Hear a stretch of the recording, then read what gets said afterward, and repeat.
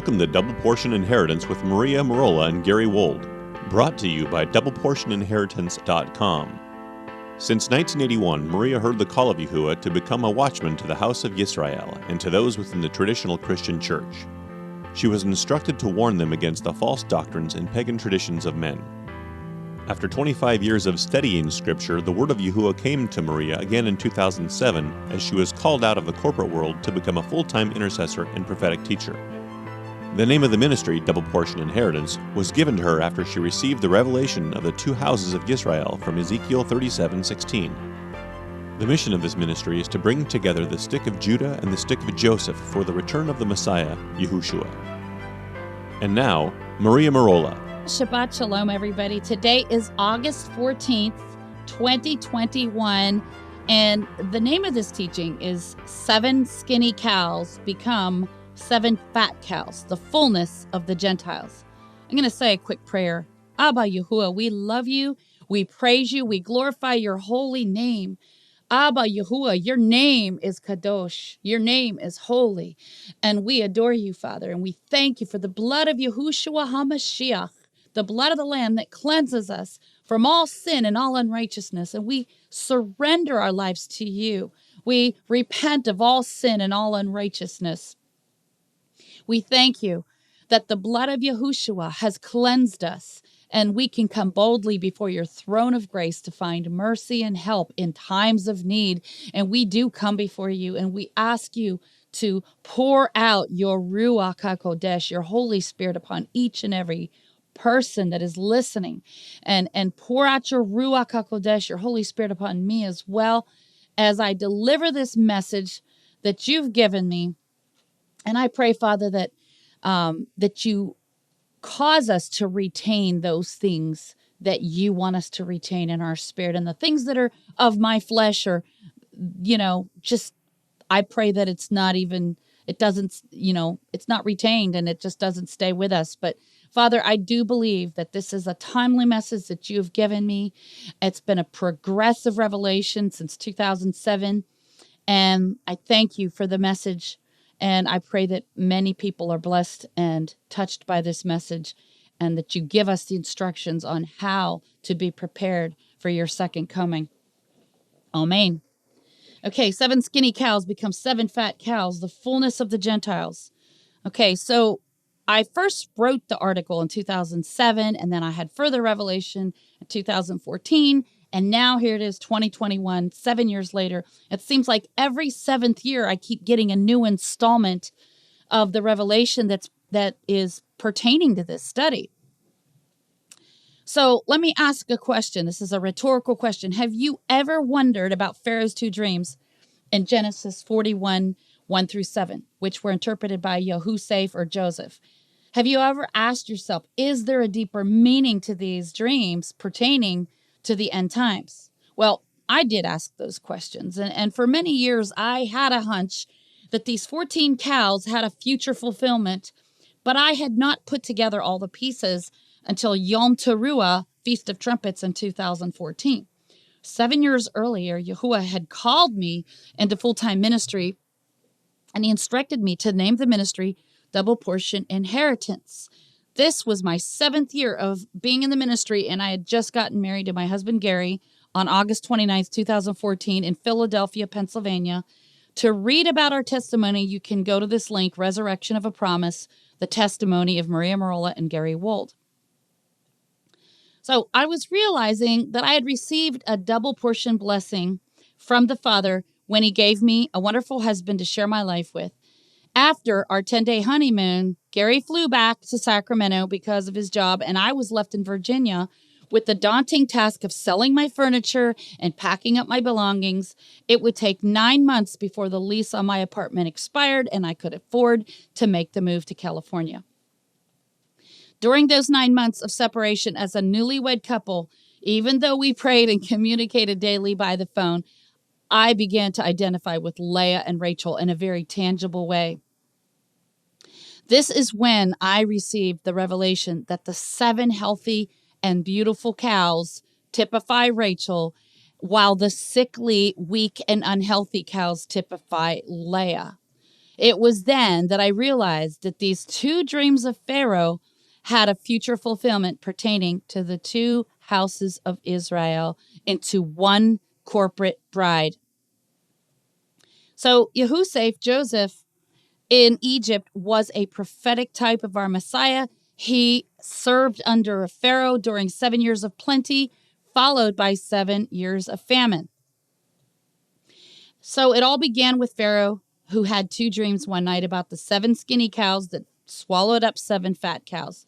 In order to understand these two dreams of Pharaoh, a previous pattern can be seen with Jacob's 14 years of working for his two brides.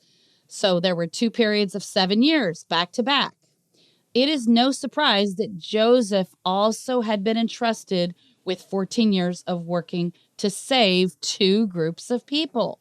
2 periods of 7 years back to back, just like his father Joseph. During the first 7 years of plenty, Joseph worked to store up the grain in Egypt for the Gentiles. During the 7 years of famine, his Israelite brothers came to buy grain, and they were saved by the fullness or the plenty of the Egyptian Gentiles. Okay, this is important because what I'm being reminded of right now, sometimes I go off the teaching briefly to look up a scripture, and right now what's coming to me is Isaiah 61:7, okay, which I do talk about that scripture in the teaching, but I want to go there now because it pertains to the 2 groups of people that I'm talking about. Okay, Isaiah 61:7. And so this is going to happen when Messiah comes back. You understand it. When he came out of his 40-day fast, he went straight to the synagogue, and what did he do? He read Isaiah 61:1, and he read only half of Isaiah 61:2. And he stopped right in the middle of Isaiah 61:2. He closed the scroll, handed it to the scribe, and that was it. And it's like everybody looked at him with like deer in headlights. Like, what? You know? Okay, here's what he said. He said, the spirit of Yahuwah Elohim is upon me because Yahuwah has anointed me. And if you understand, that word anointed in Hebrew is Mashiach. So he's telling them, I'm the anointed one that you've been waiting for. And he says, I've come to preach good tidings unto the meek. He has sent me to bind up the brokenhearted, to proclaim liberty to the captives. That's us right now. We are being placed in captivity by the harsh draconian measures that are being placed upon us ever since last year. And he's the only one that can give us liberty. No government official will ever do that for us. And the opening of the prison to them that are bound, to proclaim the acceptable year of Yahuwah. Now he stopped right here.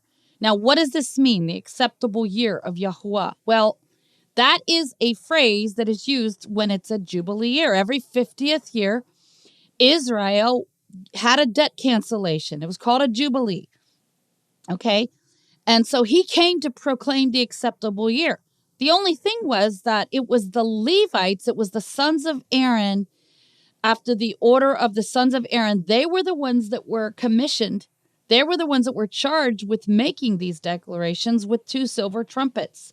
And that's in Numbers chapter 10, verse 2. Now he's from the tribe of Yehuda or Judah, and they're looking at him like, that's supposed to be like the high priest is supposed to declare that. He's from the tribe of Judah. Why is he making this declaration?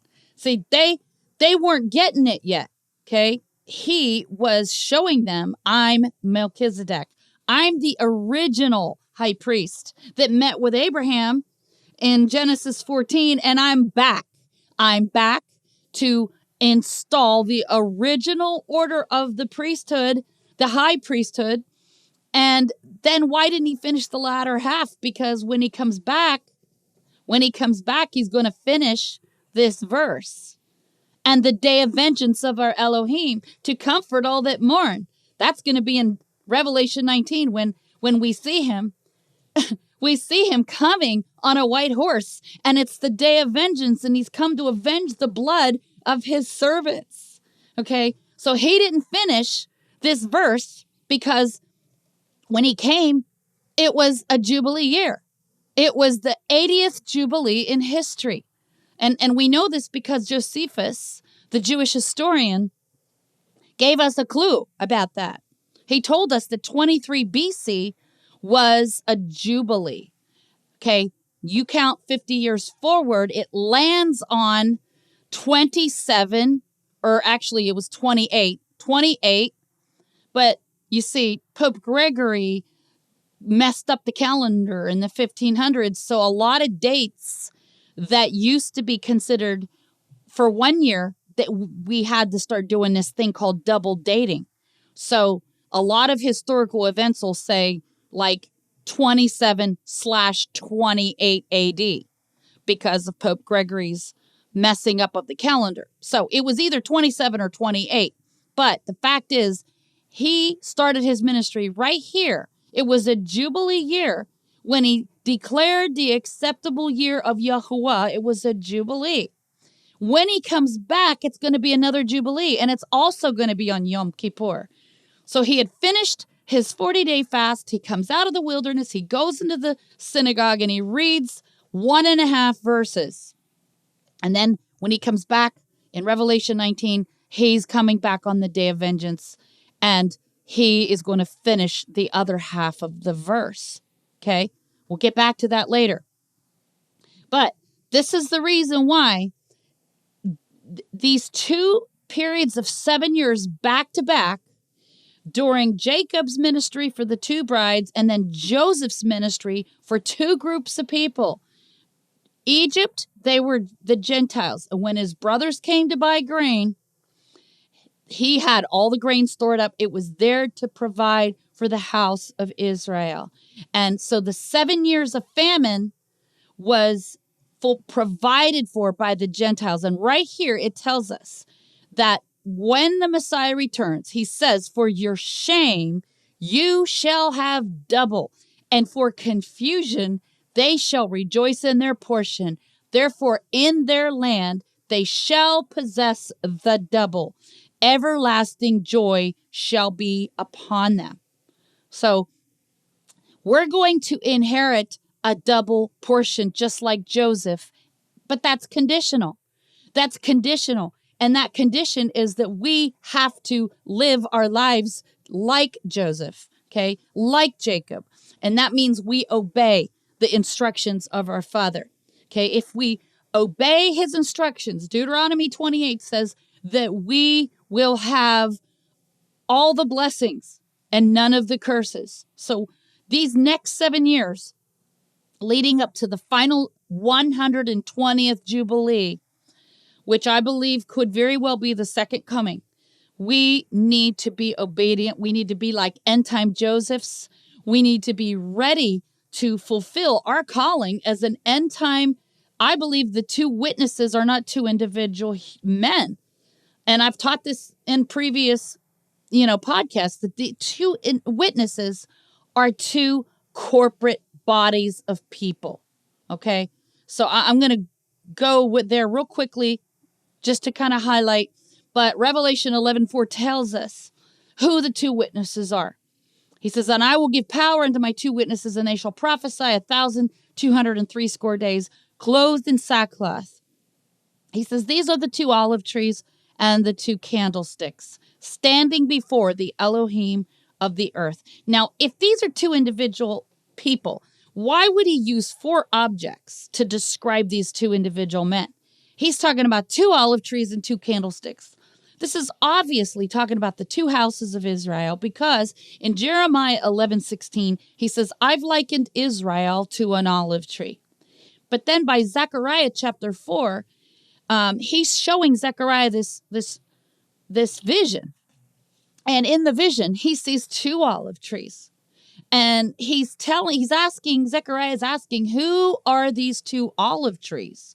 And who are these 2 candlesticks? The menorah that's being fed by the olive oil that comes from the 2 olive trees. And when you get to the end of Zechariah chapter 4, he's asking the messenger, who are these? And he says, and in Zechariah chapter 4 says, these are the two anointed ones, but that's the English translation. When you read it in Hebrew, okay, it says right here, these are the two anointed ones that stand by Yahuwah of the whole earth. You look up this word, two anointed ones, it's two anointed sons. Well, guess what? Yahuwah called Israel, the whole nation, my son.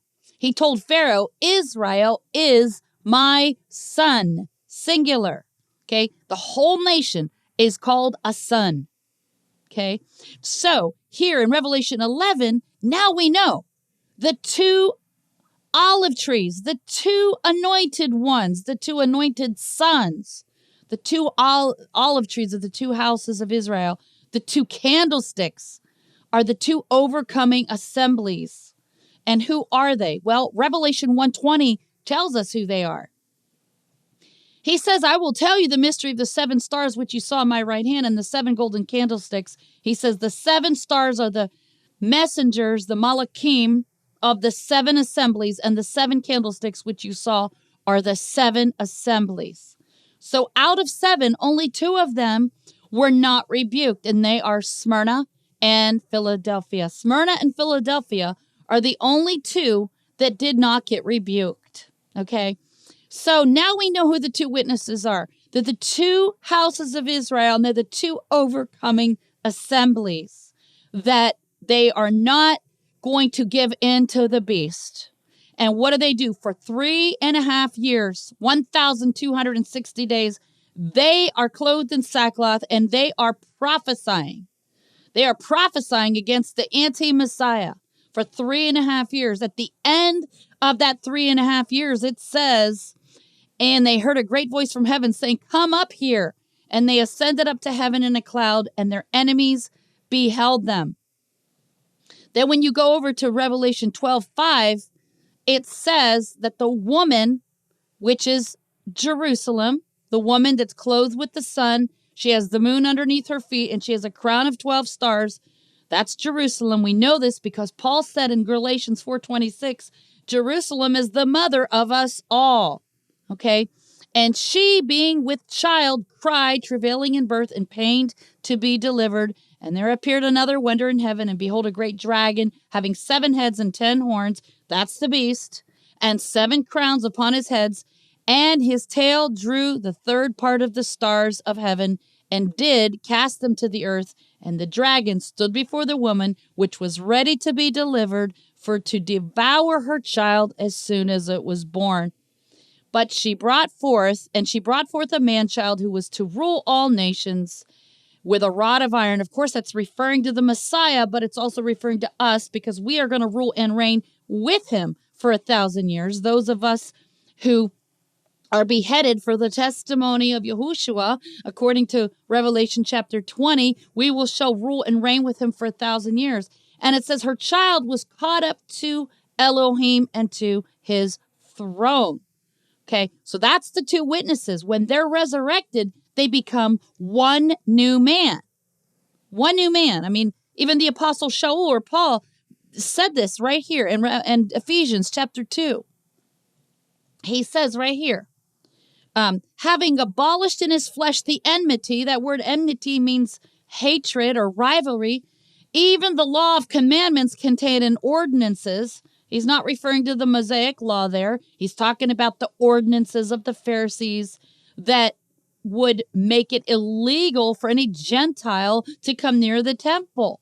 And if they came near the temple, they would be, sentenced to death or executed. There was a middle wall of partition that separated the Gentiles from the Jews in the days of Messiah. And this is why he says he has broken down that middle wall of partition between us. In other words, Yahuwah has made it possible for those of us who are once divorced. Israel was divorced. 10 of the tribes were divorced because of their idolatry. When he died, he destroyed that old divorce decree, making it possible for us to marry him once again, because that old divorce decree made it impossible for Israel to be married to him again. And this is why the Jews thought it was their job to protect the temple from any defilement, and they thought they had to leave the Gentiles out of the temple. I understand their reasoning, but they weren't looking at the big picture. They weren't looking at the prophecies in the book of Hosea where Yahuwah says, I will marry you again. I will marry Israel again. Okay? Which is impossible for him to marry Israel again. If you look at Deuteronomy 24, because Deuteronomy 24 says that once a man divorces his wife for any uncleanness, and she marries another man, it says right here, when a man has taken a wife and married her, and it come to pass that she find no favor in his eyes, because he has found some uncleanness in her, then let him write her a bill of divorcement and give it in her hand and send her out of his house. And when she is departed out of his house, she may go and be another man's wife. And if the latter husband hates her and writes her a bill of divorcement and gives it in her hand and sends her out of his house, or if the latter husband dies, which took her to be his wife, her former husband, which sent her away, may not take her again to be his wife after that she is defiled. For this is an abomination before Yahuwah, and you shall not cause the land to sin, which Yahuwah your Elohim gives you for an inheritance. So I understand why the Jews thought it was their job to prevent the divorced tribes from coming back. This was their logic and their reasoning. They were going only by the Torah, but they weren't. They were ignoring the prophets. You see, this is what happens when you only go by the letter of the law and you don't look at the spirit of the law, okay? Because look at what it says in Hosea. He tells the Israel, he says right here, therefore, starting verse Hosea 2:6, I will hedge up your way with thorns and make a wall. Okay, there's that wall of partition. That she shall not find her paths, and she shall follow after her lovers. Those are her Baalim, false pagan holidays that the Christian church thinks they're doing it for Jesus. They don't realize that those false pagan holidays are offered up to Baal. But she shall not overtake them, and she shall seek after them, but shall not find them. Then she will say, I will go and return to my first husband, for then it was better with me than now. Well, the fact that Israel's saying, I will go back to my first husband, implies that she had a second husband. Well, who's the second husband? The second husband is Baal. Okay, so she married herself to her false pagan deities. And so she says, I will go back to my first husband. But how is this possible? He tells Israel he's going to take them back again. He says, in that day, I will make a covenant with them, with the beasts of the field and with the fowls of heaven and with the creeping things of the ground. And I will break the bow and the sword and the battle out of the earth and will make them to lie down safely. And then he goes on and says, I will betroth you unto me forever. I will betroth you unto me in righteousness and in judgment and in loving kindness and in mercies. I will even betroth you unto me in faithfulness, and you shall know Yahuwah.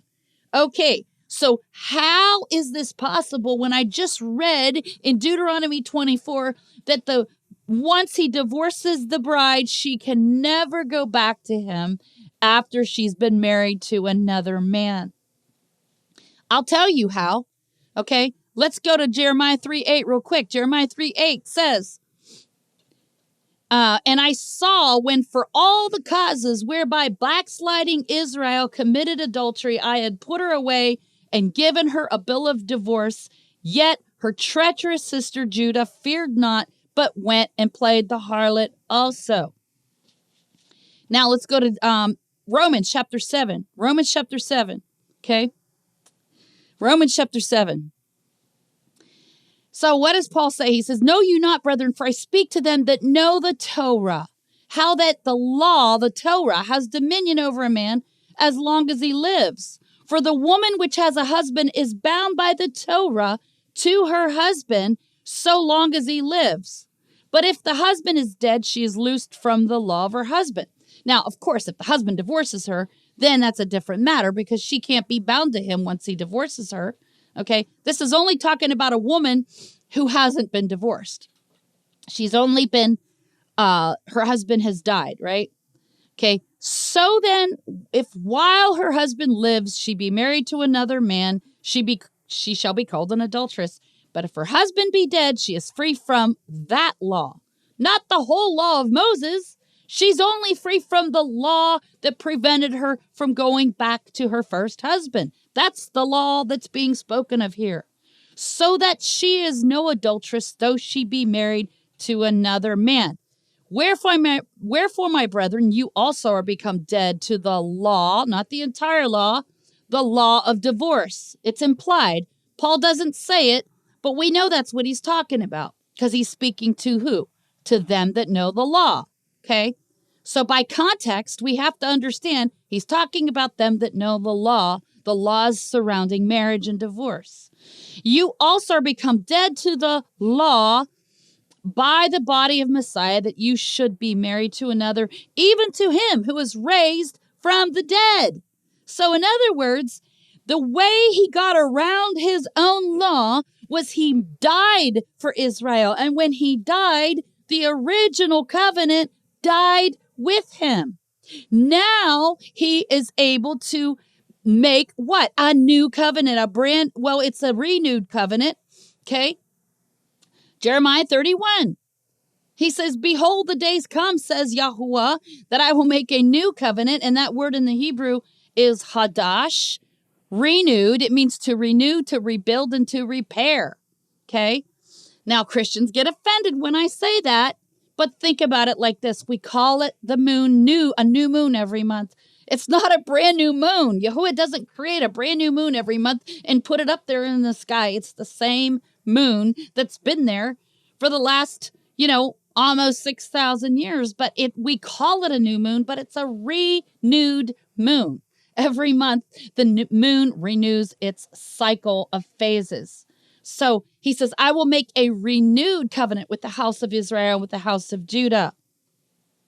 And he says, not according to the covenant I made with their fathers in the day that I took them by the hand to bring them out of the land of Mitzrayim or Egypt, which my covenant they broke, although I was a husband unto them, says Yahuwah.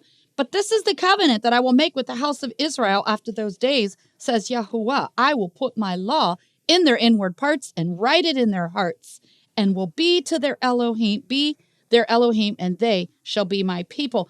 I told a Christian guy a few weeks ago that was asking me questions. I said, do you know that the only difference between the old and the new covenant, what the only difference is that the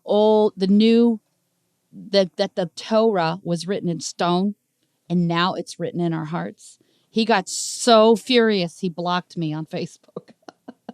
He doesn't want to believe that. That's the only difference between the so-called old covenant, the Mosaic covenant, and the renewed covenant is that the law has now been written in our hearts. And that's not to say that he didn't die for our sins, but it's to say that that's the end game. Right, exactly. So back to the blog about Joseph's 7 years. And I had to give you some background so you would understand when I move forward in this teaching, a lot of things will come back together again because I had to give you a little bit of background there. Okay. So it's no surprise that Joseph had been entrusted with 14 years of working to save two groups of people. Those two periods of 7 years back to back. During the first 7 years of plenty, Joseph worked to store up grain in Egypt for the Gentiles. During the 7 years of famine, his Israelite brothers came to buy grain and were saved by the fullness or the plenty of the Egyptian Gentiles. And we just got done reading in Isaiah 61:7 that, when you go to Isaiah 61, it says that we shall eat of the riches of the Gentiles. Okay, those of us who are operating in the double portion.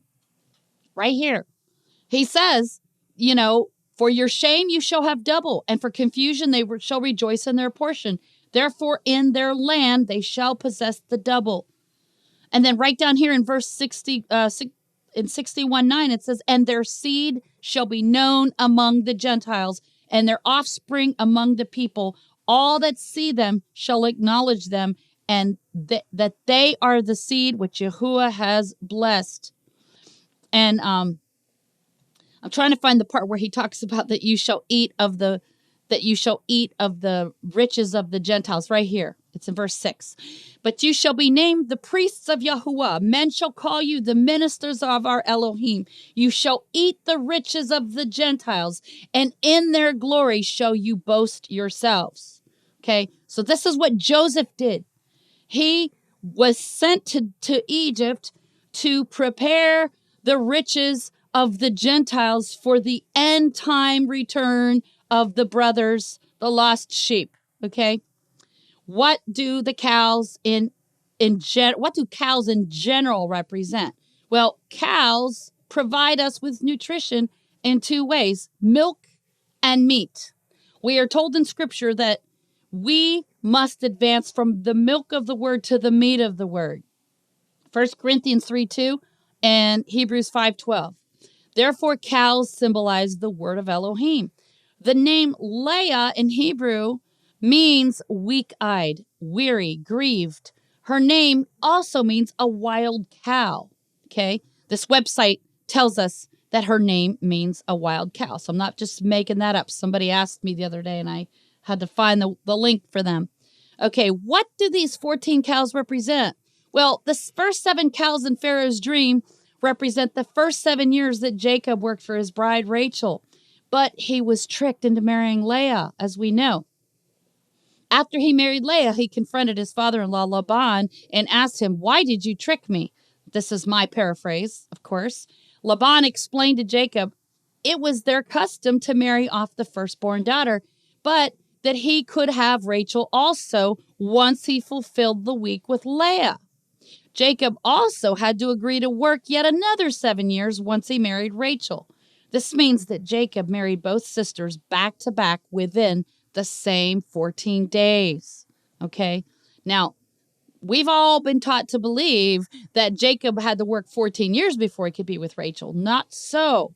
He married both sisters in the same 14 days. And this is the reason why the fall feasts start out with, there's 10 days from the Feast of Trumpets to Yom Kippur. And then there's another 5 days leading up to the Feast of Tabernacles. And then, of course, there's 8 days. Well, there's 7 days of the Feast of Tabernacles. Then on the 8th day, we take down the Sukkah, right? And so there's a total of 21 days. And if you count those 21 days, that's exactly the number of years of Jacob's trouble. Okay, Jacob worked for 2 periods of 7 years for the 2 brides, and then another 6 years for the cattle. Okay, so it's a total of 20 years. But at the end of his 6 years of working for the cattle, he left Laban. Okay, so the point is that we see a prophetic pattern in the fall feasts. And we see the 7 days, the honeymoon between the bride and the groom is 7 days. And then this is the tradition. The bride and groom would go away for 7 days and celebrate their honeymoon first. Then they would come back and do yet another 7 days with the bride's family and friends, and they would have the big wedding reception. So we do things backwards now in our Western culture. The bride and groom, after the ceremony, they go straight to the reception hall. We have the reception, and then they go away to the honeymoon. They didn't do it like that in those days. They were anxious to get things consummated because, see, if there was no consummation, there was no marriage. Okay, nowadays people shack up and they live together, and so they've already, become one flesh already, so they're not in a hurry to go to the honeymoon like they were back in those days, okay? But that's the traditional way. Jacob and Leah were 7 days in the chuppah, and then at the end of those 7 days, he got to marry Rachel too. Okay, so these 14 days of the 2 brides, that's what these 2 cows represent. So Jacob worked a total of 14 years for both of his wives. This means that the 7 years of plenty, followed by the 7 years of famine, pictures the two brides of Jacob and the two houses of Israel. Jacob realized that he'd been tricked into marrying Leah as he was reaping what he had sown. You see, Jacob had previously tricked his father Isaac into believing that he was Esau in order to receive the inheritance of the firstborn. Now he's being forced to marry who? The firstborn daughter, to go along with what? His inheritance of the firstborn. You see, in order for him to, because he inherited the firstborn blessing, he had to marry the firstborn daughter. Get it? Okay. So in Genesis 29:27, Laban says to him, fulfill her week. So the Hebrew word for week here is shabua, and it can mean a 7-year period, but it can also mean a 7-day period. I believe it was 7 days. I don't believe it was a 7-year period. He said, fulfill her week, okay? 7 days. And we will give you this also for the service which you shall serve with me yet 7 other years. And Jacob did so and fulfilled her week, and he gave him Rachel, his daughter, to wife also. Okay? So the fact that he says week here, and then here he says years, tells us that he fulfilled a 7-day honeymoon with Leah, and then he had to agree to work another 7 years. At the end of the week, even though he got to marry Rachel in the same week or within the same 14 days, right? He still had to agree to work yet another seven years. Okay. Therefore, Leah, the first wife, symbolizes the 7 years of plenty because why? Leah had more children than her younger sister Rachel. See, Yahuwah was compensating Leah because she was not loved by her husband. And Leah cried out to Yahuwah during her time of sadness and distress. And what did she do? She named the first son Reuben, because what does Reuben mean in Hebrew? It means, look, a son, because Yahuwah had seen her affliction. So he had seen her affliction. Therefore, she names the son Reuben, look, a son. The second son, she names him Shimon, because Yahuwah had heard her affliction.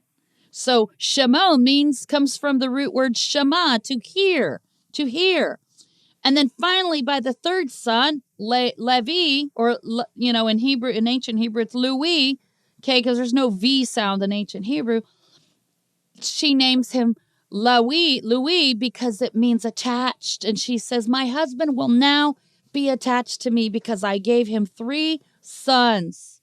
And what happens by the time she gives birth to Yehuda, she gives up. She stops trying to compete with her sister, and she says, now I will praise Yahuwah. Okay, that's what the name Yehuda means. It means, now I will praise Yahuwah. Okay, so she finally entered into that place of rest where she's not trying to compete with Rachel anymore. She says, you know what? I'm just going to praise Yahuwah, and I'm not going to focus on the negativity, and I'm going to stop trying to earn my husband's affection. Okay. So the name Yehuda is just one extra letter from Yehuda. Okay. And so all you do is you put a letter D there right in the middle of the name Yehuda, and you get Judah. And what does the letter D mean in Hebrew? It's the door, the dalet. So the father's name, Yahuwah, has the name Judah, has the father's name with the door in the middle, the dalet, Yehuda. So this is why Yahuwah compensated Leah, because see, Leah had the right attitude. Her heart was beautiful. She was not that beautiful outwardly to look upon, but she had the right heart. You see, Jacob loved Rachel because she was beautiful and attractive to look upon. And at first, Rachel symbolizes the fat and beautiful cows. She symbolizes the ones that are beautiful to look at. Whereas Leah at first symbolizes the skinny and the unattractive cows. However, after Jacob married these two sisters, Rachel, the second wife, the younger daughter of Laban, became like the 7 years of famine. Even though she was more physically attractive, she became like the unattractive and sickly cows when she had stolen and worshipped the idols of her father Laban, and thus she died while giving birth to Benjamin. See, Yahuwah reversed the identity of these two sisters by causing Rachel, typified as the beautiful fat cows, to not be as fruitful, and therefore she became as the skinny and unattractive cows. And Leah, who was not looked upon favorably by Jacob, was originally thought to be the skinny and unattractive cows, but she became more fruitful, and therefore she represents Ephraim. That's Joseph's younger son, whose name means double fruit. Double fruit, okay? So let's talk about the two houses of Israel in the last days that they trade places with each other. You're going to understand how this is possible. The two houses trade places in the last days.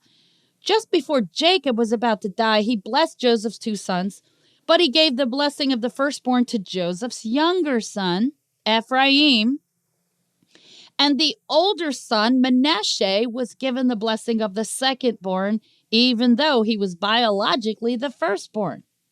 Thus, Jacob caused the two grandsons to trade places. This is why he crossed his hands over, making the first as the last and the last as the first. Okay? You see, the name Manasseh means causing to forget. This is because Manasseh symbolizes the house of Judah, who caused the nations to forget the name of Yahuwah. Why? After the Babylonian captivity, they placed a ban on the divine name. And now what do they call him? Hashem. They don't call him by his proper name because while they were in captivity, the Babylonians were desecrating his name and forcing them to sign contracts with the Father's sacred name on it.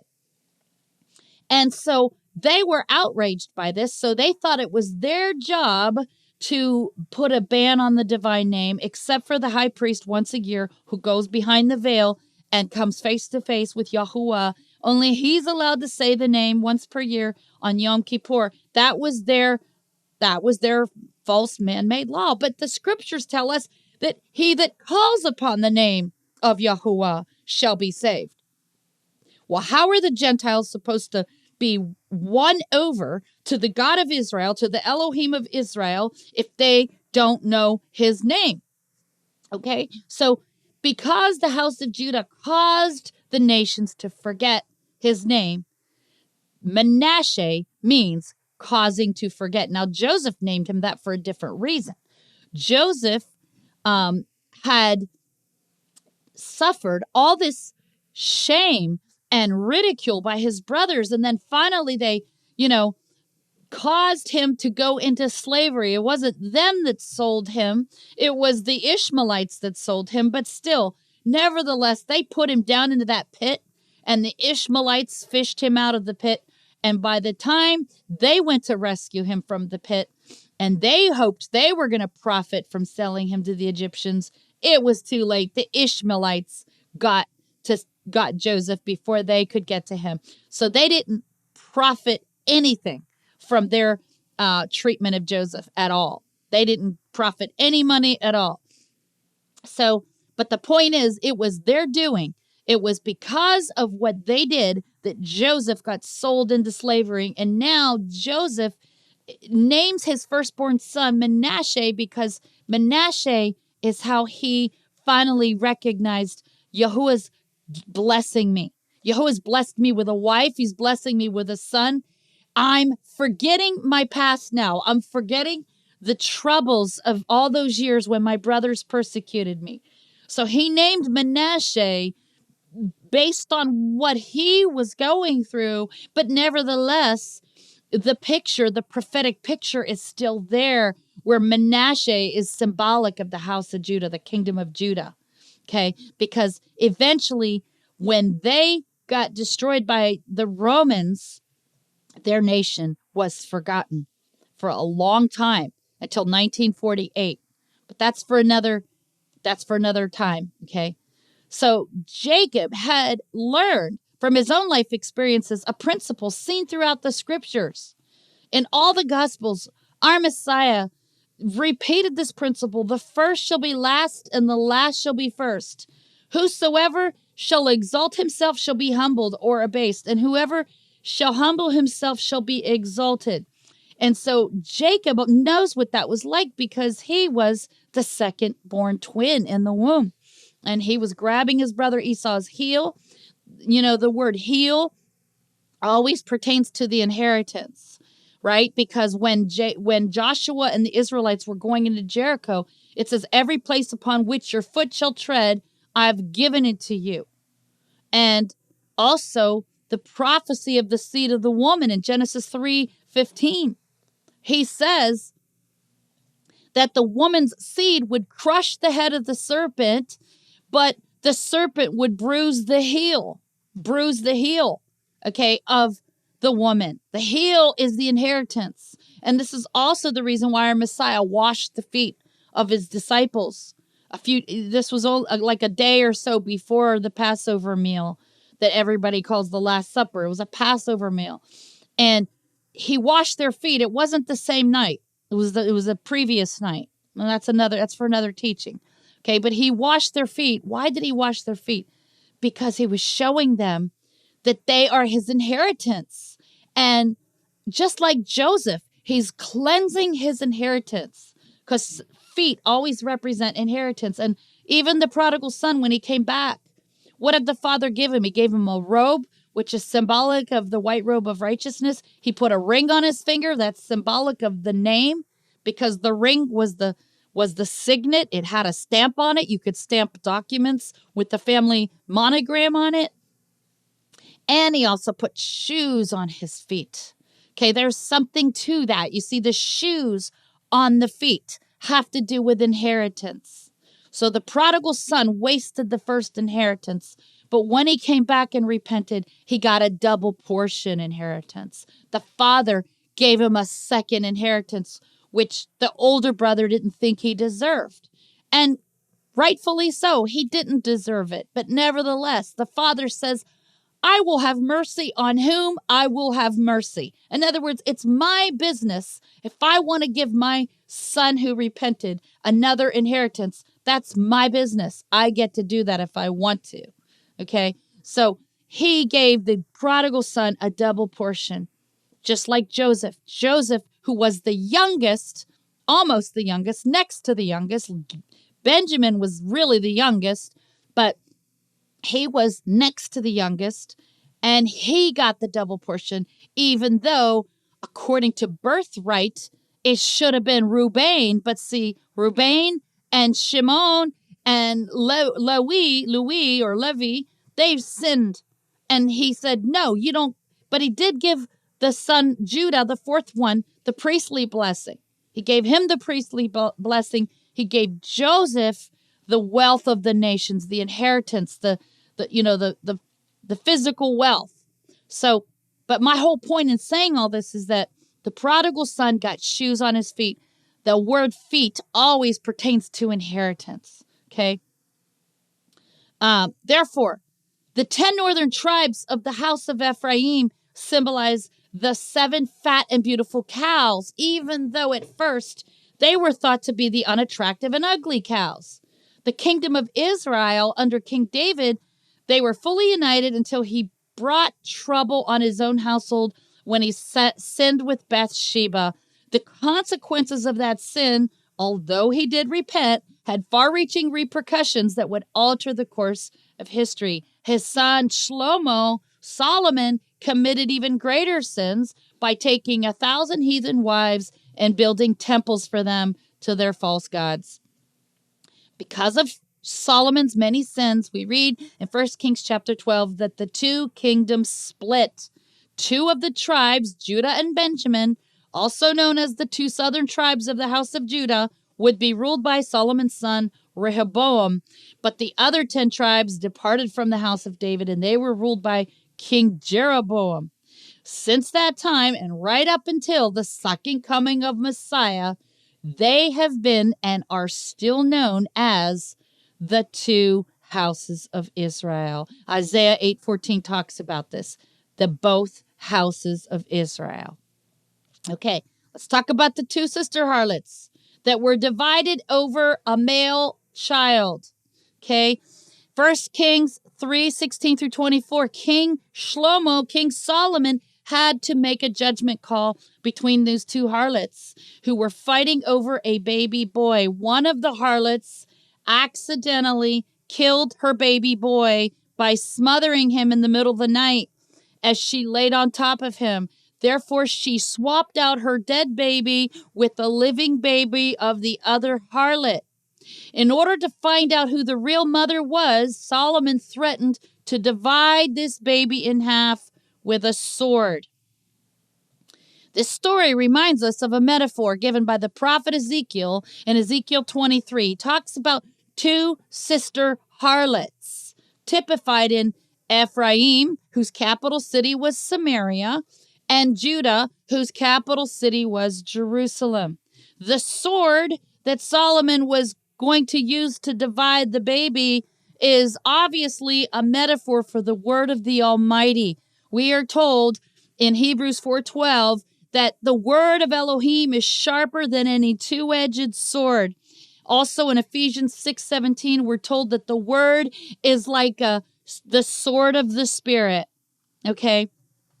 The two sister harlots represent the two houses of Israel who've been fighting over the land for their inheritance since the two kingdoms split. Little did they realize that the male heir is the Messiah, Yahushua.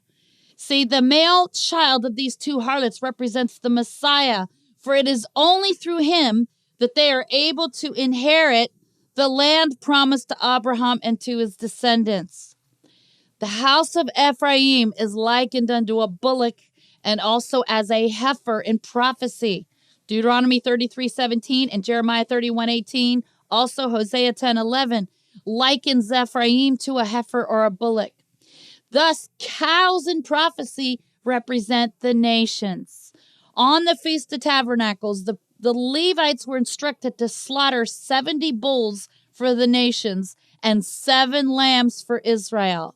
You see, 7 is the number of covenant, and 10 is the number that symbolizes the Gentile nations. Therefore, 7 times 10 is 70. Okay? There are 7 congregations in the book of Revelation who symbolize the house of Ephraim. These 7 congregations represent Messianic believers in the nations that have been grafted into the olive tree of Israel through Messiah's blood covenant. However, these 7 congregations are warned to depart from their idolatry and lawlessness, or they will have their candlestick or their menorah removed by our Messiah. In Genesis 48:19, Israel, or Jacob, prophesied over his grandson Ephraim that he would become a multitude of nations. In Hebrew, this phrase is Melo HaGoyim, which means the fullness of the Gentiles. Okay? And we've heard the Apostle Shaul or Paul use that phrase in Romans chapter 11. He talks about the fullness of the Gentiles, which will be riches to the rest of the world, and that Israel would be blessed because of the fullness of the Gentiles.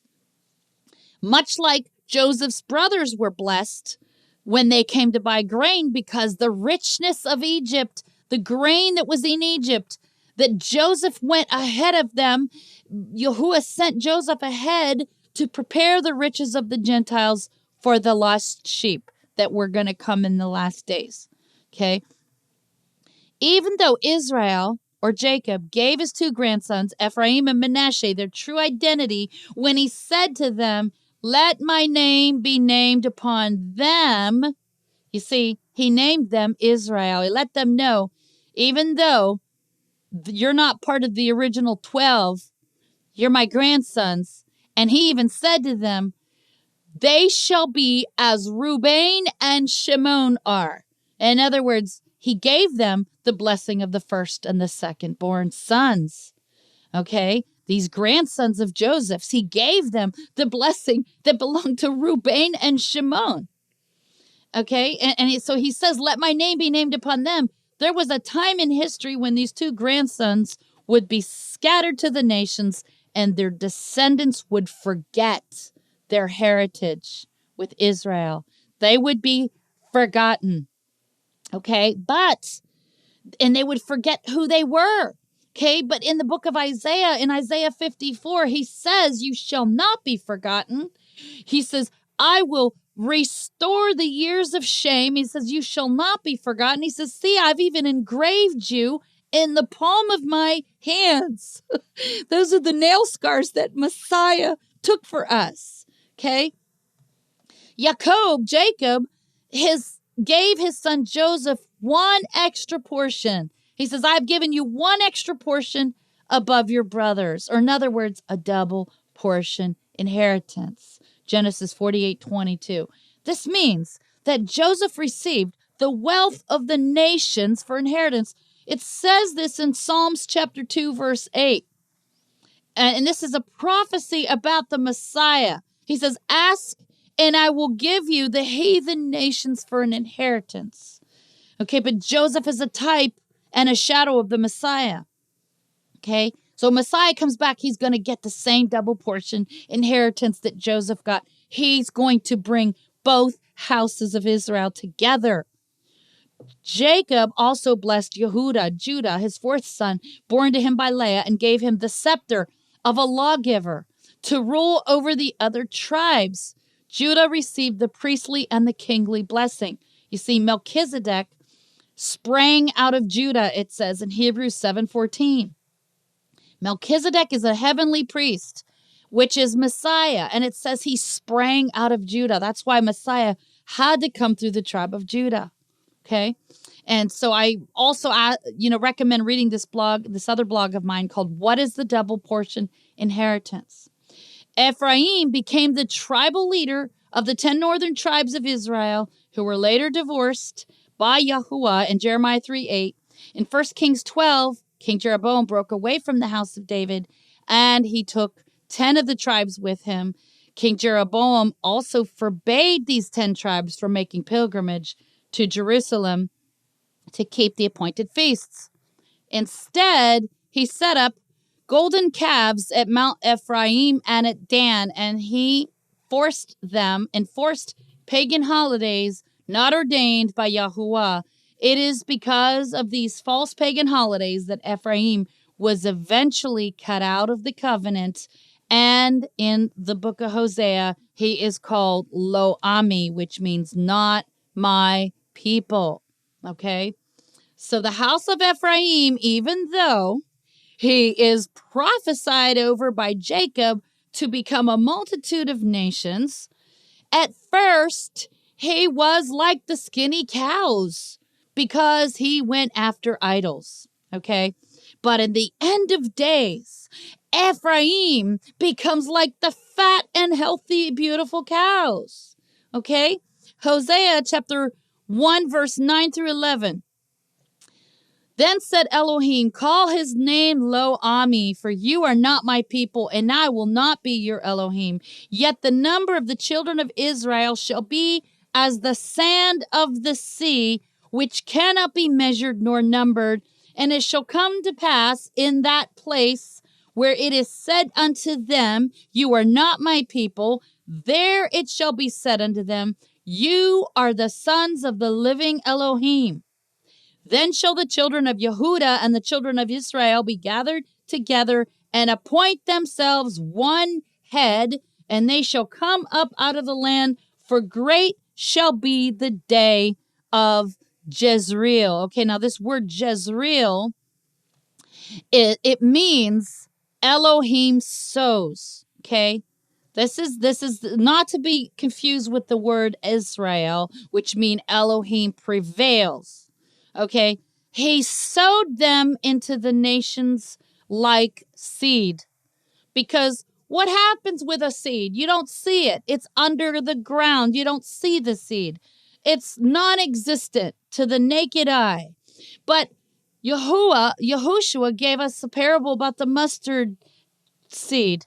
He said that it's the tiniest of all seeds, and yet when it is full grown, it becomes the largest of trees. Okay, and this is what it is with Ephraim. He was the younger son of Joseph. He was the second born. He was the youngest of all 14 boys. If you include the 12 sons of Jacob and the 2 sons of Joseph, he was the youngest of all 14 of them. And yet, in the end of days, he becomes the greatest, the largest, the most fruitful. Even though Yahuwah sowed the nation of Israel like seeds to the Gentile nations, he promised to bring them back again in the last days to their own land, as seen in Hosea 1:11. In Hosea 8:8, Israel is swallowed up. Now shall they be among the Gentiles as a vessel wherein is no pleasure. Okay, so at the time before the Messiah came, the house of Ephraim became known as Gentiles. Hosea 4:17, we are shown the reason why Yahuwah said that he would no longer be their Almighty One. He says, Ephraim is joined unto idols. Let him alone. Okay, so Ephraim was joined unto idols. Now, as you can see, the number one reason Yahuwah sent the house of Ephraim away to the nations is because of their false pagan holidays.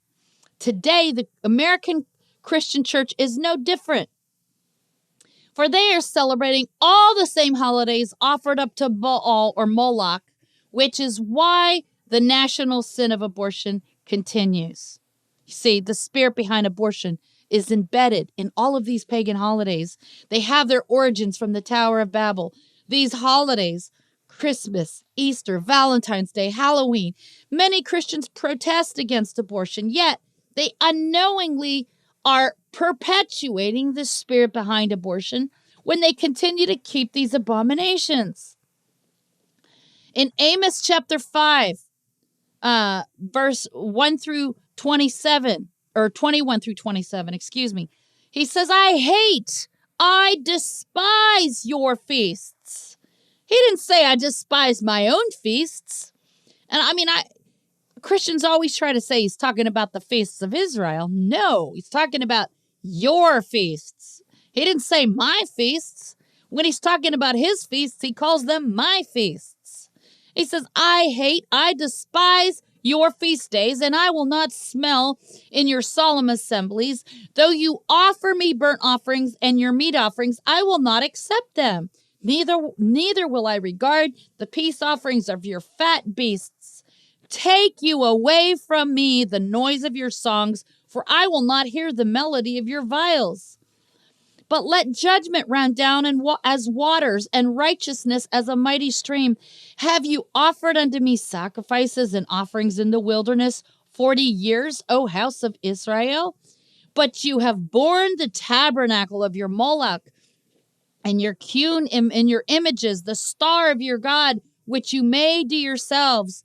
Therefore, I will cause you to go into captivity beyond Damascus, says Yahuwah, whose name is the Elohim of hosts. So now we know why Israel went into captivity. It was because of pagan holidays. And if Christians would just get a hold of this and realize that if we're going to make it in these last days, if we are going to be ready to be the bride at the second coming, it's going to take a whole lot more than just simply saying, I asked Jesus into my heart. Okay? There needs to be a circumcision of the heart, and Christians, I say this lovingly to you, repent now before it's too late. Okay? Yeshayahu 1:14. He says in Isaiah 1:14, your new moons and your appointed feasts my soul hates. They are a trouble to me. I am weary to bear them.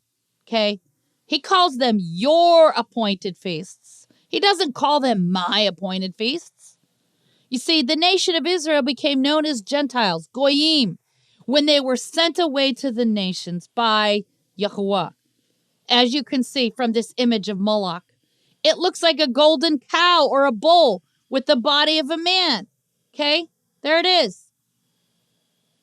And they're laying a baby, a live baby, in the arms of this burning statue. It's horrible. Okay? In Psalms 22, King David, oh, I went too far up. In Psalms 22, King David wrote about our Messiah's, hanging on the tree. A messianic prophecy is there where he says, many bulls have compassed me. Strong bulls of Bashan have beset me round about. The bull, symbolic of the house of Ephraim, who had assimilated into the nations, is obviously about the Roman Gentiles. They were mocking him while he hung on the tree. Even the house of Judah shouted, crucify him. They too were behaving as Gentiles at this point, for they had teamed up with the Romans to kill their own Messiah. You see, this image of a bull with the body of a man is worshipped today in Freemasonry. It's called Baphomet.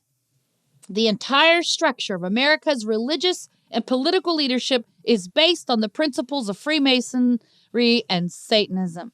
America is no different than the nation of Israel or Ephraim when they began to imitate and practice the same abominations of the heathen nations. They too were behaving more like bulls than animals, like they were behaving as wild beasts more than humans. And as we read the rebuke that Yahuwah had for the house of Ephraim, I cannot help but see the striking similarity between America and Ephraim. Hosea chapter 9, verse 13 through 17, he says, Ephraim, as I saw Tyrus, is planted in a pleasant place, but Ephraim shall bring forth his children to the murderer. Abortion. Give them, O Yahuwah, what will you give? Give them a miscarrying womb and dry breasts. All their wickedness is in Gilgal, for there I hated them. For their wickedness, for the wickedness of their doings, I will drive them out of my house. I will love them no more. All their princes are revolters. That's all the whole political system. It doesn't matter. Democrat, Republican, he says all their princes are revolters. Okay? Last summer, Yahuwah told me, look up the word vote. I looked it up.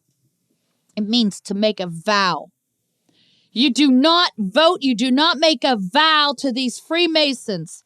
I don't care. It is not, you do not surrender yourself or your will to either party. It's not of Yahuwah to do that. He says that you are to set up a king over you who is one of your brethren.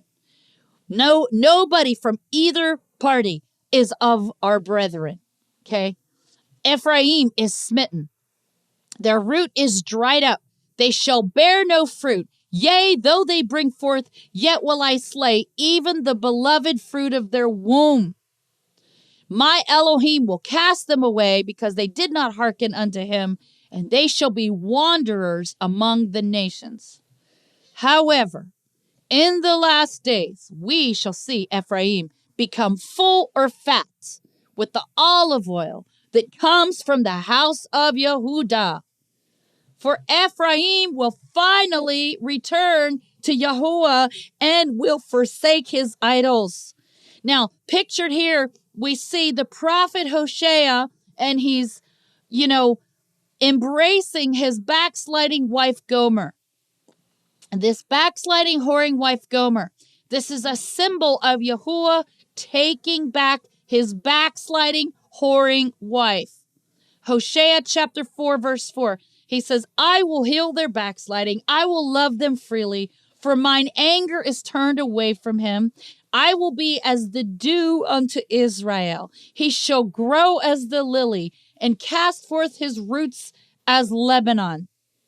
His branches shall spread, and his beauty shall be as the olive tree, and his smell as Lebanon. They that dwell under the shadow shall return. They shall revive as the corn and grow as the vine. The scent thereof shall be as the wine of Lebanon.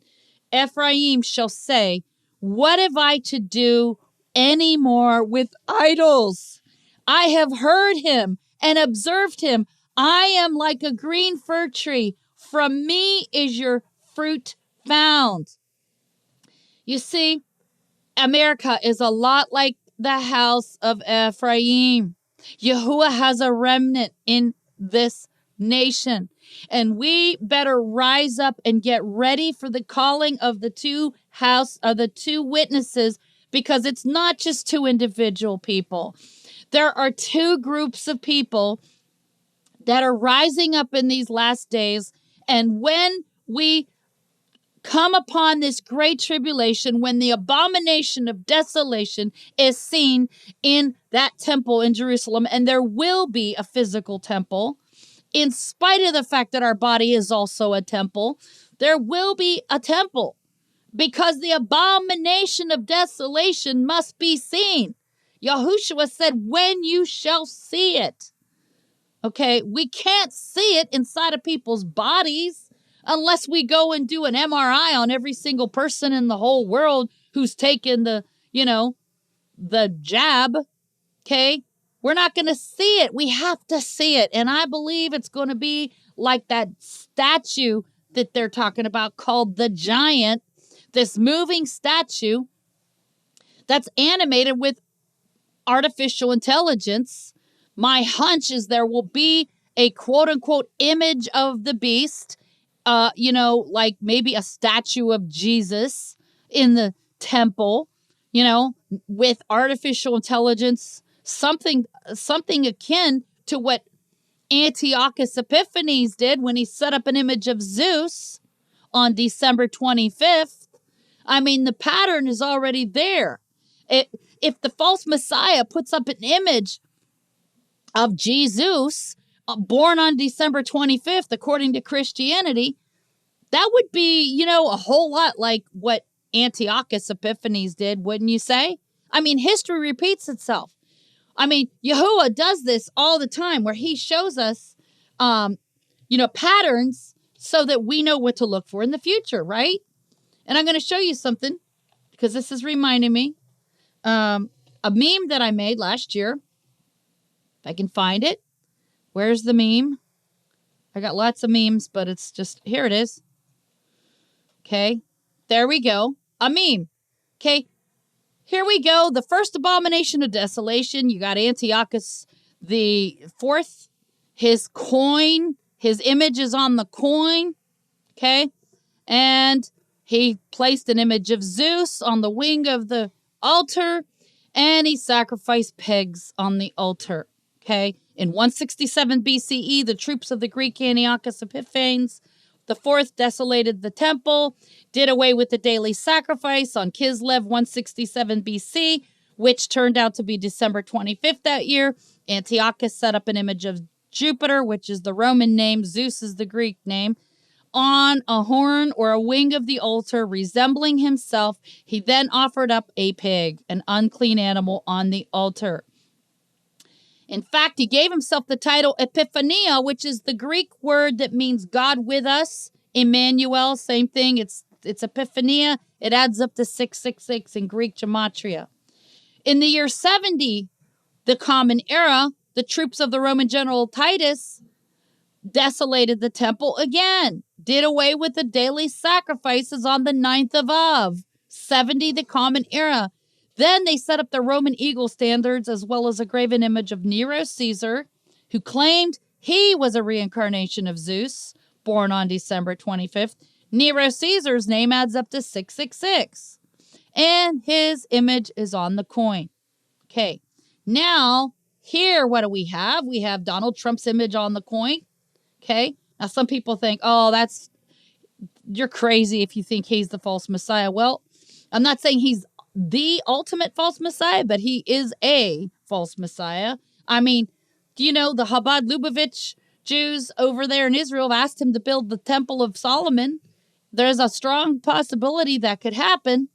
There's a possibility he could come back in 2024, and that would lead us right up to the final 3.5 years of the two witnesses, leading up to, it would probably be Passover 2024, and that would be 6 months until Yom Teruah 2024, and then 3 more years would take us to, 2027. Okay, or he might not build the temple till 2025. Who knows? No one knows for sure, but the pattern is there. And look at the ingredients inside of one of these shots. DNA from pig, okay, porcine, gelatin, arginine, canine, dogs. I mean, every unclean thing you can imagine. And his name, his image is on the coin, just like Nero, just like Antiochus, and his name even adds up to 666. Now, some people, don't want to hear that. They get mad at me, and look, don't get mad at me. I'm not the one that said I'm the father of the, the V. Okay. I'm going to show you this. Okay. This website, antichristcalculator.com. Now, why do I use this one? Because it has 10 different methods. Okay. 10 different methods of the gematria. And each one, you have to understand, for whatever empire it was, like, for instance, Nimrod's empire was the Chaldean empire. His name adds up to 666 in Chaldean. Nebuchadnezzar, his name adds up to 66 in Babylonian.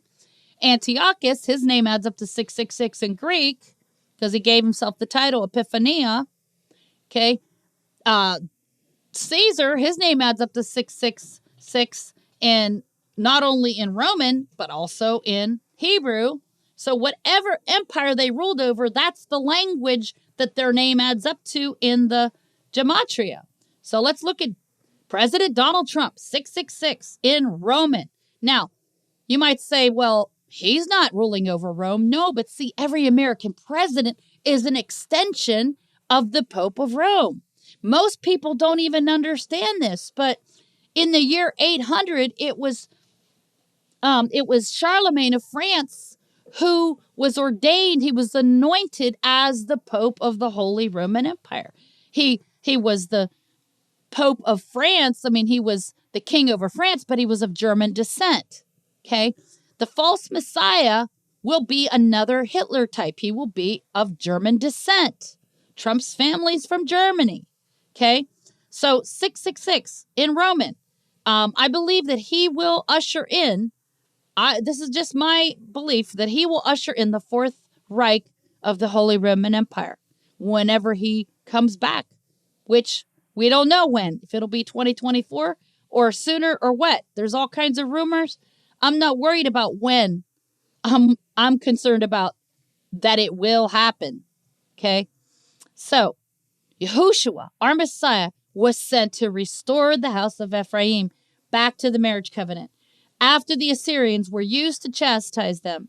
In Ephesians chapter 2, Shaul declared that those who were once afar off were at one time Gentiles in the flesh, but they are now part of the commonwealth of Israel. Paul says they are no longer strangers or foreigners. Messiah Yahushua came to bring the lost sheep, these lost sheep from the house of Ephraim back to the covenant, and to restore them back to what? His Sabbaths, his true name, his 7 annual feasts. Okay. In these last days, Ephraim will be joined back to the house of Judah. Of course, those that don't worship the beast, right? Not the entire house of Judah, only those who will ultimately accept Messiah, Yahushua. According to Ezekiel 37:16 through 17, it tells us that the two houses shall no longer be two, but they shall become one stick in his hand. Okay, and this is after the resurrection. Ezekiel 37 talks about the dead bones, the dry bones coming back together again and life being breathed into them, and they're coming out of their graves. That's the resurrection. And it's after that resurrection that the two sticks are made one. Okay? So we're only going to go for until, let's see, we've got 23 more minutes, and we're going to, pause for Q&A. Okay? And then we'll probably have to finish the part 2 of this teaching next week, but that's okay.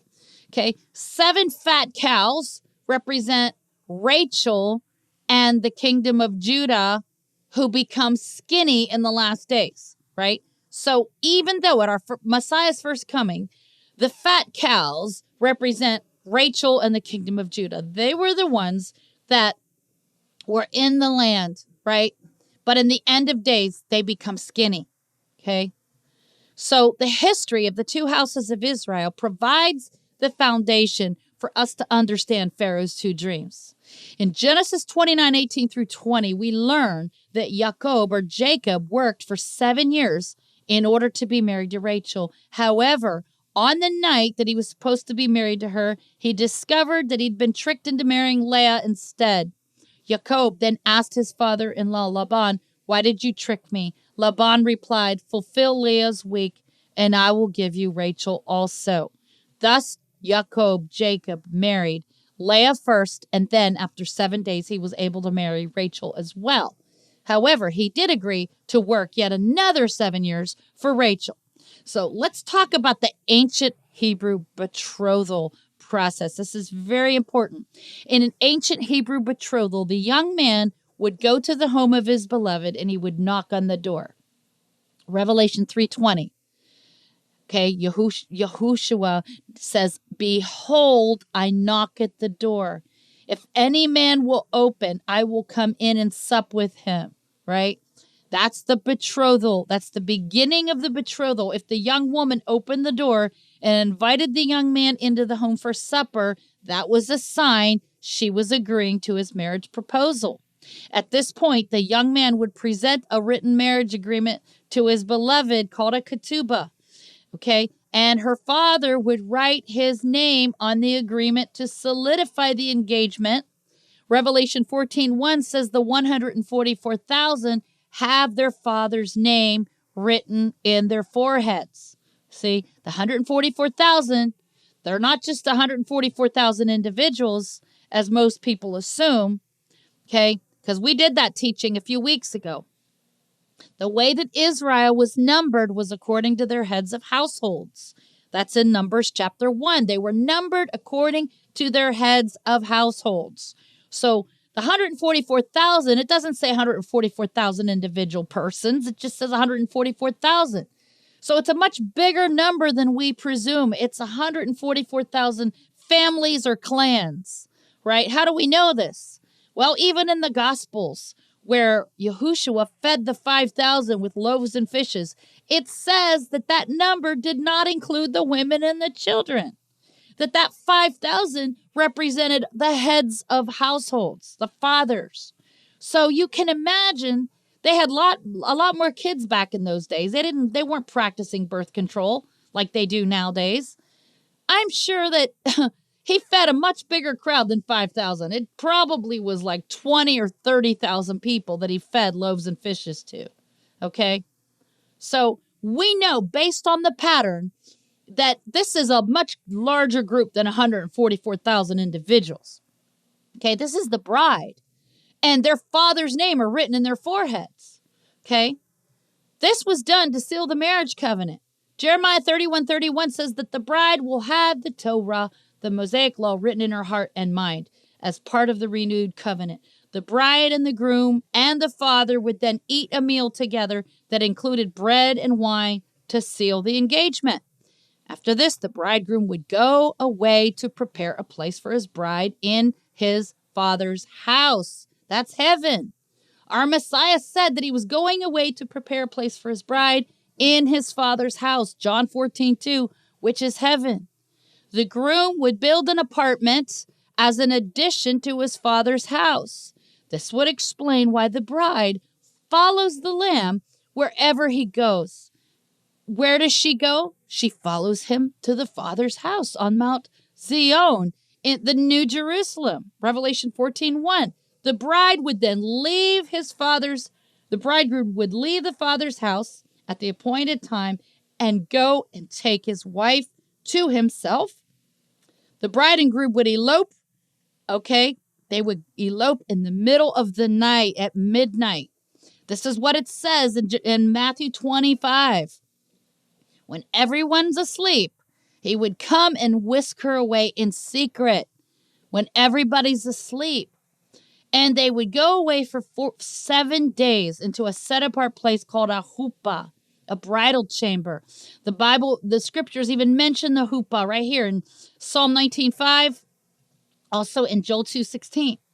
Following their 7-day honeymoon in the groom's father's house, the couple would return to the bride's home for yet another 7 days to celebrate the wedding reception with their friends and family. Thus, the bride and groom share 7 days of intimacy, followed by another 7 days of celebration.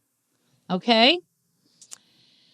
In the future, the bride will return with Messiah riding on white horses in Revelation 19. They will then celebrate the marriage supper of the Lamb during the week of Sukkot, or the Feast of Tabernacles. So the way it's going to happen is Yahushua is going to come for the bride on the Feast of Trumpets. He's going to whisk us away, take us to heaven for 7 days. We're going to get a new resurrected immortal body. We're coming back with him on Yom Kippur. We're going to be on white horses. We're going to get to fight the anti-Messiah and his hordes. And we're going to get to take place in that great battle with him on the day of vengeance. We're going to be indestructible because we'll be in our new immortal bodies. And then 5 days later, we go into the Feast of Tabernacles for the marriage supper of the Lamb. Both brides will be together as one bride at that point. Who's the other bride? Well, the bride that's already born again on the Feast of Trumpets, they represent the wise virgins. They already have the oil of his name, right? Song of Solomon 1:3 tells us, your name is like oil poured forth. Therefore do the virgins love you. Okay, so the bride goes on the Feast of Trumpets. She's already born again. She has the oil of his name. But there's another bride that doesn't know him yet, and they represent Rachel. That's the kingdom of Judah. There's Jews that don't know him by name yet. They're waiting for the Messiah. They know he's coming back. They know he's going to land his feet on the Mount of Olives. They just don't know his name yet. And these Jews are not going to take the mark of the beast. They are not going to give in to the beast. They're going to be waiting for him on the Mount of Olives. And it tells us they will look upon me whom they have pierced, and they will mourn for him as one mourns for his only son. And that's the second bride that represents Rachel, that represents the kingdom of Judah, that represents Smyrna. During those 10 days of awe, they're going to go by the oil of his name. And even the name Smyrna means strengthened for myrrh. In other words, they're going to be equipped by going to buy the oil of his name. Okay? Thus, the total amount of days for an ancient Hebrew betrothal process, or the wedding, I should say, the Hebrew wedding, was 14 days. 7 days for the honeymoon and another 7 days for the wedding reception. This is the reason why both Jacob and Joseph worked for 2 sets of 7 years. Their ministries represented 2 brides, each represented by 7 years, for which our Messiah came to redeem. Okay? So let's talk about the 7 skinny cows. The 7 skinny cows represent Leah and the kingdom of Ephraim, or Israel, who become fat in the last days. You see, there's a reversal of the roles in the end of days. Those who were divorced and full of idolatry in the end of days become born again, and they become like the fat and beautiful cows. And those that were, inhabiting the kingdom of Israel when our Messiah came, they looked like the fat and beautiful cows, but in the end of days, they become like the skinny and unattractive cows. Of course, but that if the Jewish people are born again, by the time Messiah comes for the bride, they'll be part of the bride too. It doesn't matter whether you're a Jew or a Gentile. If you're born again, when he comes on the Feast of Trumpets, then you're the bride. Doesn't matter, okay? But if you're not ready by the Feast of Trumpets, then you become the second bride. And you better go buy the oil of his name, because if you don't have the oil of his name, you won't be ready and you won't make it. So, in the future, the bride of Messiah, typified in Leah, will be married first to the bridegroom on the Feast of Trumpets, Yom Teruah. This bride will immediately go to Mount Zion. That's in the New Jerusalem, not the earthly Mount Zion, the heavenly Mount Zion. Now, some people say, they teach that the bride's going to go back to Mount Sinai. No, that is not true. The bride is not going back to Mount Sinai. How do we know that? Let me tell you why the bride cannot go back to Mount Sinai. Let's look at Galatians chapter 4. In Galatians chapter 4, he compared Mount Sinai in Arabia to Hagar, and he says that Hagar answers to Jerusalem, which now is and is in bondage with her children. Okay. The name Mount Sinai, if you look it up, it actually means Babylonian moon god. That's actually what it means. Okay. And what does he say? But Jerusalem, which is above, he's talking about the heavenly Jerusalem, but Jerusalem, which is above, is free, which is the mother of us all. Okay. So the bride can't be going back to Sinai, because, see, Sinai is where Israel sinned with the molten calf. He's not going to take us back to that spot and say, yeah, let's remember that time you cheated on me. Let's go back to that place again. Heck no. He ain't doing that. So whoever teaches that is really screwed up. No, we're going to the Mount Zion, the Jerusalem which is above. Okay? That's where we're going for 7 days. Revelation 14:1 says that the Lamb and the 144,000, his redeemed bride, are standing on Mount Zion, having their Father's name in their foreheads. Revelation 14:4 identifies these 144,000 as being virgins, wise virgins. Okay? Just like the ones in Matthew 25:6-7, for they are not defiled by the mother harlot, the church system, the one world mother harlot church, okay, that's being described in Revelation 17. Okay, I also recommend reading my other blog called Who Are the 144,000? Because people say, oh, these are male virgins. No, they're not physical virgins. What's the first thing Yahuwah commanded Adam and Eve to do?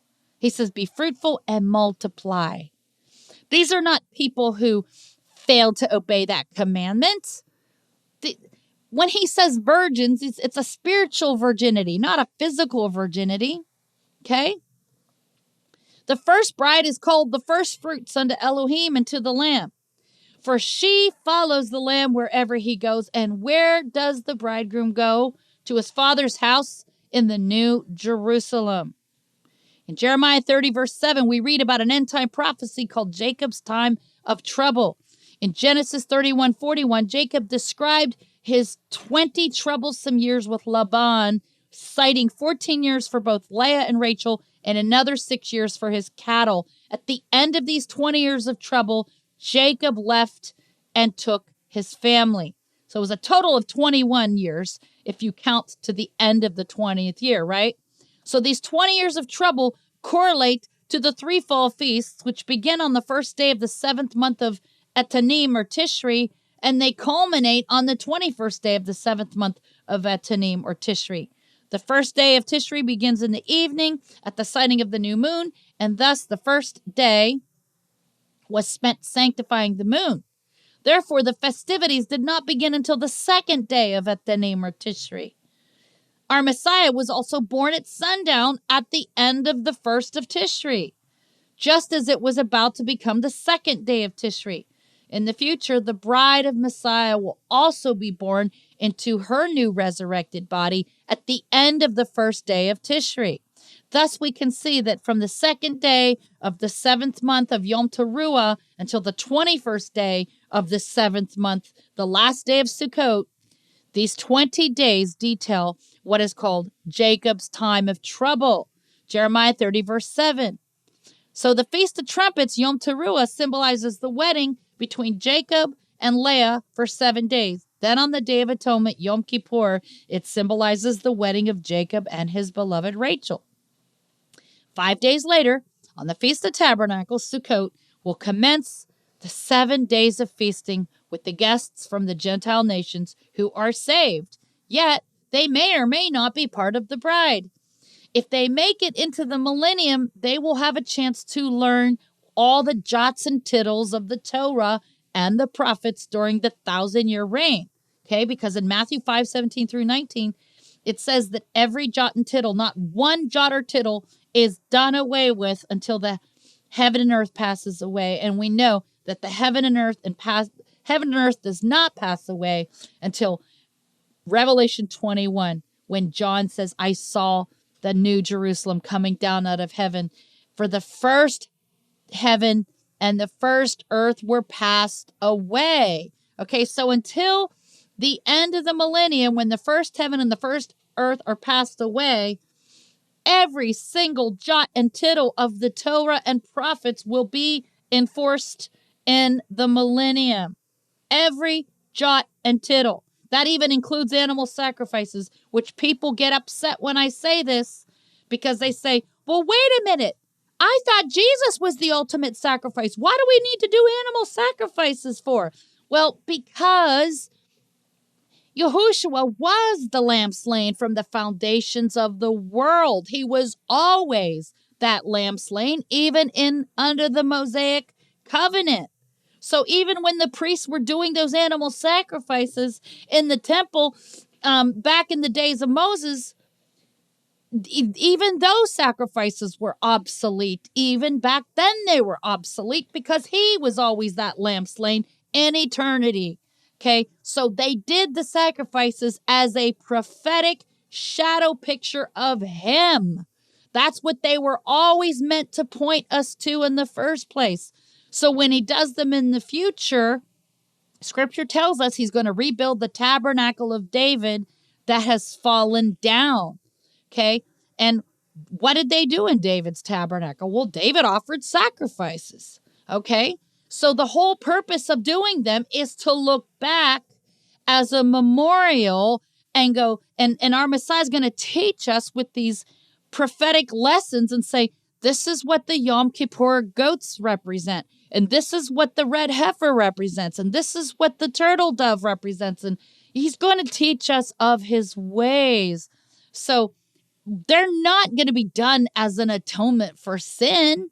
You see, the atonement was already provided for us from the foundations of the world. Animal sacrifices only serve as a prophetic picture, a teaching lesson. They're there as a teaching to teach us. That's all they're there for. Okay? It's like a married couple who gets married and they have a video of their wedding.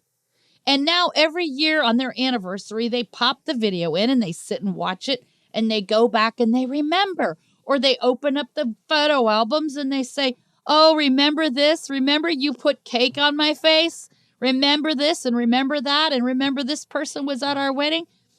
They don't throw those things away just because they're married now. But Christians act like, oh, we don't need those things, memorials anymore, because Yahushua already died for us on the cross, so we don't need to look back on those things. But yes, we do, because Messiah said, do this in remembrance of me. He meant the Passover. He didn't mean some little communion wafer you take at the Catholic Church on Sunday morning. No, he meant keep the Passover in remembrance of me. Moving forward, after he was the Passover lamb, he says, keep on doing it as a memorial. Okay? We don't throw away the wedding album the photo albums and the wedding tape, videotape, and go, oh, we don't need that anymore. We're married now. No, that's silliness. We go back and we remember. He said, do this in remembrance of me. And besides all that, the animal sacrifices are not all for sin. The only animal sacrifices that were ever done for sin was the Yom Kippur sacrificial goat. The lamb on Passover was to redeem the firstborn. Then you have the evening and the morning sacrifices. Those were done as an act of worship. They weren't done for sin. They were done as an act of worship. And besides all that, the priests had to eat. Okay? So imagine for a minute, a bunch of Christian pastors go out hunting. They go on a hunting trip and they shoot a big elk. And they skin it. They prepare the elk. They build a big fire pit and they roast the elk, or the deer, whatever. And what do? They pray over the food and they thank Yahuwah for the great catch and they have a big barbecue. Is that a sin? Of course not. So how is it a sin for the priests in the temple to have beef barbecue? It's not. So when Messiah comes back, we're going to get to enjoy beef barbecue with him in the temple as his Melchizedek priests. There's no sin in that. Okay, people just need to get this idea out of their head that, oh, we're not going to be doing animal sacrifices anymore in the new millennium. Yes, we are. He says not one jot, not one tittle, not one punctuation mark is done away with until heaven and earth are passed away. And heaven and earth does not pass away until the end of the millennium. Revelation 21.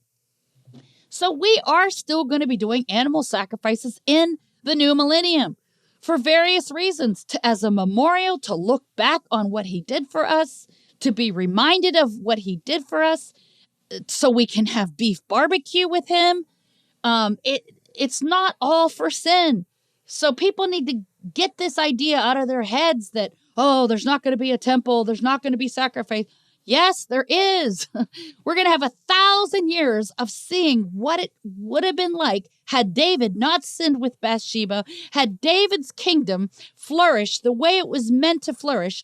But our Messiah will be the greater King David. He will be the one that will, he will reproduce the kingdom of David all over again. That's why it says he's going to rebuild the tabernacle of David. And David's tabernacle had two priesthoods working together.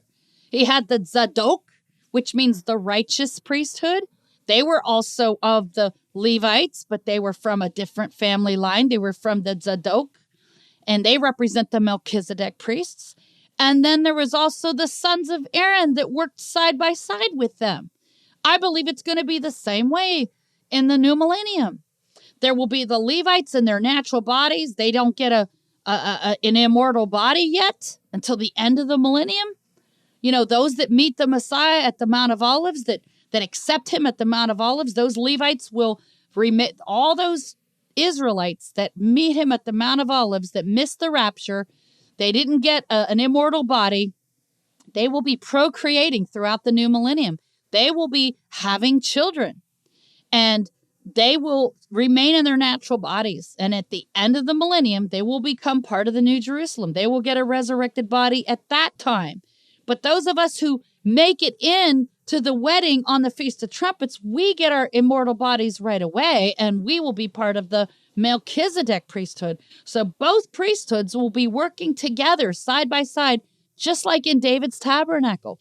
We're going to leave off right here where you got the priest, the Levite, sprinkling the blood there on the, on the altar. So let's go ahead and stop right here, and we're going to go ahead and allow you guys to ask questions, okay? Yahuwah bless you and keep you. Yahuwah make his face shine upon you and be gracious unto you. Yahuwah lift up his countenance upon you and give you shalom. We hope you've enjoyed today's broadcast and that you are encouraged in your walk with Messiah. For more teachings, subscribe to our YouTube channel and click the bell to be notified of our latest content. Visit Maria's many blogs at doubleportioninheritance.com. That's doubleportioninheritance.com. This ministry is made possible by the prayers and support of listeners like you. To make a donation by PayPal or Venmo.com, use the email address doubleportioninheritance@gmail.com. That's doubleportioninheritance@gmail.com. On behalf of Maria and Gary at Double Portion Inheritance Ministries, may Yahuwah bless you.